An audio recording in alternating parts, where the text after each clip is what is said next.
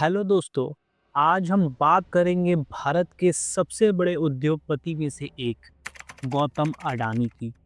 एक साधारण परिवार से आने वाले गौतम अडानी ने कैसे अपनी दूरदृष्टि, मेहनत और जोखिम उठाने की क्षमता से अडानी ग्रुप को एक विशाल व्यापारिक साम्राज्य बना दिया। Now, industrialist Gautam Adani became the second richest person in the world according to the Forbes list. Gautam Adani is the second richest man in Asia. Adani has replaced Reliance Industries chairman Mukesh Ambani. Gautam Adani has overtaken French billionaire Bernard Arnault to become the world's third richest person. Gautam Adani is the Gautam Adani Gautam Adani has overtaken French billionaire Bernard Arnault to become the world's third richest person. ये कहानी सिर्फ व्यापार की नहीं, बल्कि सपनों को हकीकत में बदलने की भी है। गौतम अडानी का जन्म और प्रारंभिक जीवन। विकिपीडिया के अनुसार गौतम अडानी का जन्म 24 जून 1962 को गुजरात के अहमदाबाद शहर में एक गुजराती जैन परिवार में हुआ। उनके पिता शांतिलाल अडानी एक छोटे कपड़े व्यापारी थे और माता शांता अडानी एक गृहिणी थी।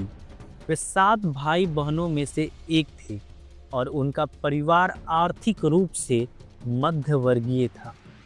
नवभारत टाइम्स के अनुसार गौतम अडानी ने अपनी प्रारंभिक शिक्षा अहमदाबाद के सीएन विद्यालय से प्राप्त की।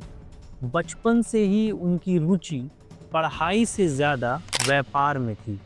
यही वजह थी कि उन्होंने गुजरात विश्वविद्यालय में कॉमर्स में दाखिला ले लिया। दाखिला लेने के बाद दूसरे वर्ष में पढ़ाई छोड़ दी। इंडिया टीवी की रिपोर्ट के अनुसार गौतम अडानी सिर्फ 18 साल की उम्र में मुंबई चले गए, जहां उन्होंने जवेरी बाजार में हीरा छाटने और ब्रोकरेज का काम सीखा। मुंबई में रहने के दौरान उन्होंने महेंद्र ब्रदर्स नामक कंपनी में काम किया, जहां से उन्हें हीरे के व्यापार की गहरी समझ मिली। कुछ ही वर्षों में उन्होंने अपना खुद का डायमंड ब्रोकरेज बिजनेस शुरू कर दिया।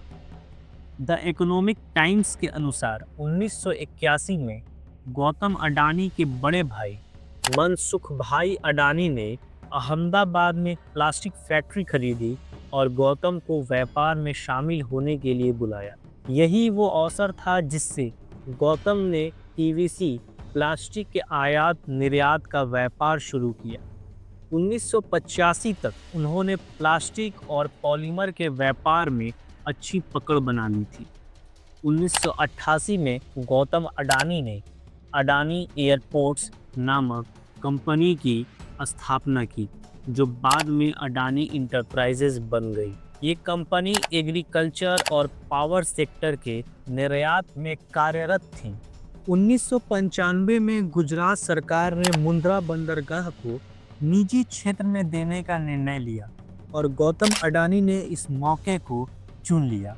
आज मुंद्रा बंदरगाह भारत का सबसे बड़ा प्राइवेट पोर्ट बन चुका है।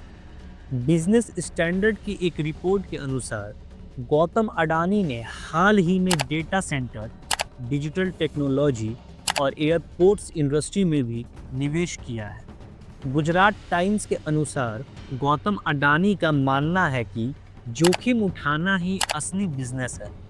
वे हमेशा ऐसे क्षेत्रों में निवेश करते हैं जहां लंबी अवधि में ग्रोथ की संभावना हो। उनकी एक खासियत ये भी है कि वे सरकारी पॉलिसी को समझकर अपने बिजनेस मॉडल को उसी के अनुसार ढालते हैं। गौतम अडानी की कहानी दृढ़ संकल्प, मेहनत और सही रणनीति की बेहतरीन उदाहरण है। वे एक ऐसे बिजनेसमैन हैं जिन्होंने अपने सपनों को हकीकत में बदला और भारत को वैश्विक व्यापार के पटल पर मजबूत किया।